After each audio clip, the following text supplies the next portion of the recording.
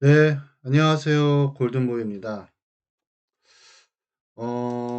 아프리카 TV에 4분기 영업이익을 한번 예상해 볼게요. 2월 10일 정도쯤 아마 영업이익이 날 것 같습니다.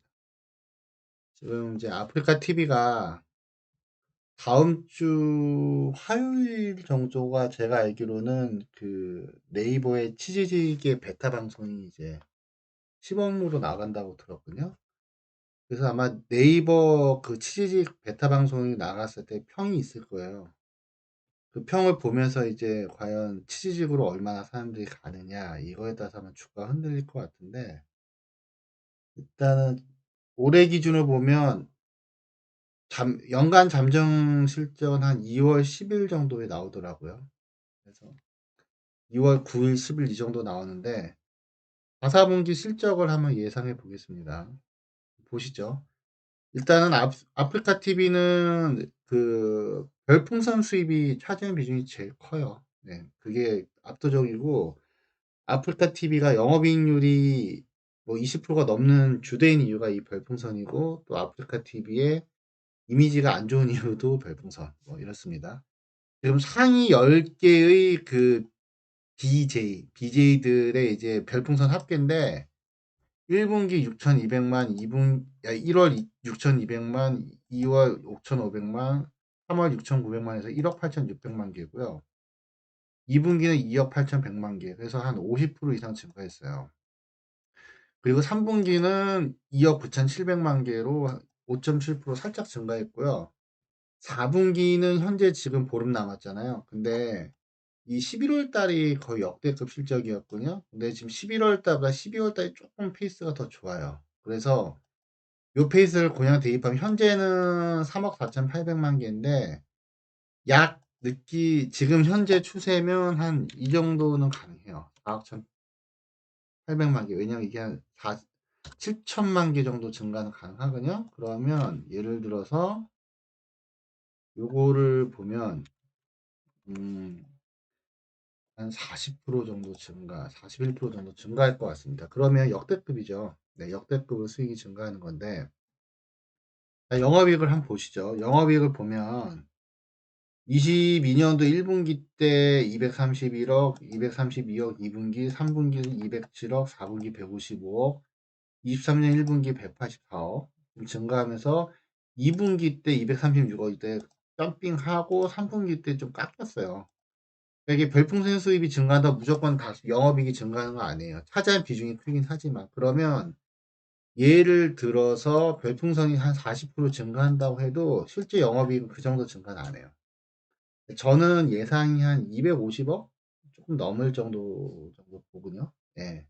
지금 추세를 볼 때 별풍선이 기하급적으로 늘어나긴 하기 때문에. 그러면 이제 점핑을 한번 할 것 같다.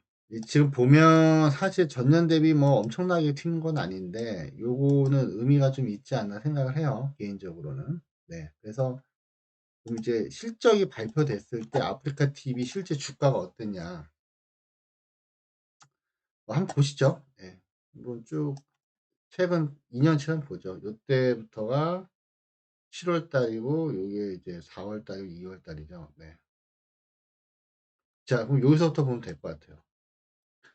요게 지금 이제 그 1분기 실적이죠. 22년도 1분기 실적인데 231억, 뭐 크게 차이는 안 납니다. 사실 보면, 잠깐만요. 요거를 살짝 보면 음,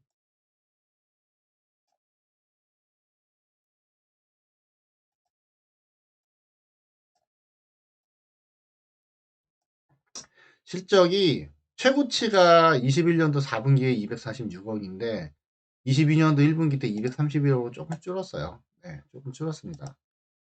그러니까 최고치는 246억입니다. 역대 분기 실적으로는. 이제 줄어가지고 요때 이제 뭐 폭락을 하기 시작했죠. 네, 이제 폭락을, 잠깐만요. 적지 않게, 예, 이제 하기 시작했습니다. 폭락을 일단 했는데 요때 끝날 때 그래도 11만 원 정도 유지됐는데, 그 다음에 이제 한 번 더 내려오면서 드디어 이제 이게 주가가, 네, 주가가 8만 뭐 6천 원대 정도 이 정도 8만 초반대까지 갔고요. 예. 그 정도 갔고 그다음에 이제 다시 한번 207억 으로 떨어진 게 요거군요. 3 분기. 요때가 이제 6만 1천 원 뭐 최저가로 이제 갑니다. 그리고 나서 4 분기 때가 사실은 실적은 최악이었어요. 154억, 155. 그래도 주가는 오히려 9만 원 갔죠. 그러니까 미래 가치를 땡기는 거기 때문에 당장 주가가 안 좋다고 실적이 안 좋다고 그렇게 막 폭망하지 않는다. 그런 것도 있어요, 사실은. 네. 요때 한 6만 원대 한번 갔고 그다음에 이제 회복이 좀 됐죠. 네, 맞습니다. 1 분기 때 184억 으로 회복이 좀 됐지만 주가는 오히려 더 떨어졌죠. 예, 말 안 들어요. 이 주가대로 안 갑니다. 그리고 요때가 이제 어닝 서프라이즈 나왔거든요. 233억 나왔는데도 쭉 빼고 나서 이렇게 올렸어요. 보다시피 예, 이게 곱게 올리는 회사가 아니에요, 이렇게. 예, 어닝 서프라이즈 나왔는데도 이렇게 쭉 빼고 올려서 결국은 8만 원대 안착하고 한 번 더 눌림하고 난 다음에 9만 원대까지 튀었군요. 계속 좋아질 거다라고 이제 봤는데 오히려 실적이 조금 눌리니까 오히려 이 6만 원대 초반까지 이제 박살이 났죠. 그럼 자, 우리가 보면 스트리밍을 볼 때 한번 보시죠. 요 1 분기 때 스트리밍은 뭐 고만고만했어요, 이때까지는. 예, 지금 보면 스트리밍이 아니고 그 별풍선 실적 보면 비슷비슷했어요. 예.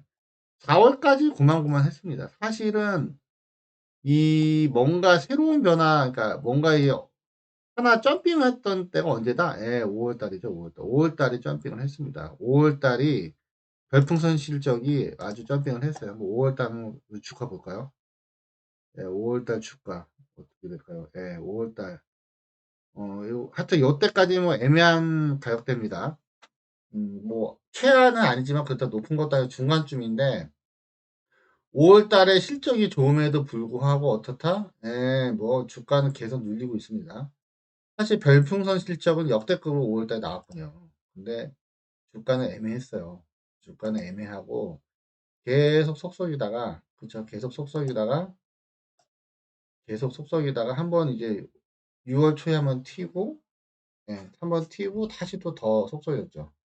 사실은 별풍선 실적이 엄청 좋았는데 보다시피 지금 전해랑 비교할 때 엄청 좋았는데도 불구하고 안 올랐어요. 오히려 안 오르고 속을 더 썩이고 난 다음에 그다음에 돼서야 이제 실적이 본격적으로 나왔을 때 이제 튄 거거든요.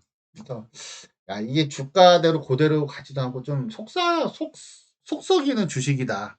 예, 저는 그 생각이 들고 일단은 2월 10 일이 제가 볼 때는 분기점 그러니까 첫 번째는 12월 19일 취직 베타 버전 나올 때고 두 번째는 2월 10일 고때가 이제 그 실적인데 요때는 실적 발표하고 이렇게 점핑했습니다. 16.99% 점핑했거든요. 요게 이제 2 분기 실적 대박 나 가지고 7월 30일 예. 8월 1 일자로. 그러면 제가 볼 때는 요런 상승을 어느 정도 좀 기대할 수도 있지 않을까 저는 그 생각이 들어요. 많이 눌린다면.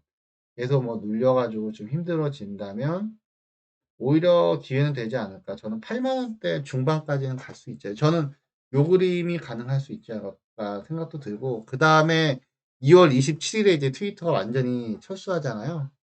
그러면 2월 10 일에 이제 예를 들어서 실적 발표하고 2월 27일 날 완전 철수할 때까지 이제 스트리머들 이적하는 거 그게 주가에 좀 영향을 미치지 않을까. 하여튼 그렇게 해서 보고 저는 이건 뭐 타이밍이 딱 원하는 타이밍에는 안 오를 수도 있지만 실적을 볼 때는 갈 수밖에 없다. 근데 우리가 보면 사실은 별풍선은 5 월에 이미 들썩들썩했거든요. 이때부터 들썩했는데 결국은 8월 1 일자로 튀었으니까 3 개월을 속썩였어요. 예, 별풍선이 튀고 나서 3 개월 속썩였고 지금도 보면 이제 11 월이 별풍선이 튀잖아요. 근데 12 월, 1월 해서 결국 2월 12일 정도쯤에 이제 발표가 나니까 그때가 돼야 이제 비로소 보람을 찾지 않을까. 그때까지는 고난의 행군이고 뭐 저는 육자도 한번 달 수 있다고 봐요. 6만 원대도 한번 떨어질 것 같고 오히려 기회일 수도 있을 것 같고 6만 원대까지만 떨어진다면 매수 타이밍이 아닌가. 그럼 저는 8만 원대 중반까지는 간다고 보거든요. 그러면 퍼센트로만 따지면 거의 30% 수익은 가능할 수도 있지 않나. 예 그렇게 기대는 하고 있습니다. 일단 보시죠. 네. 감사합니다.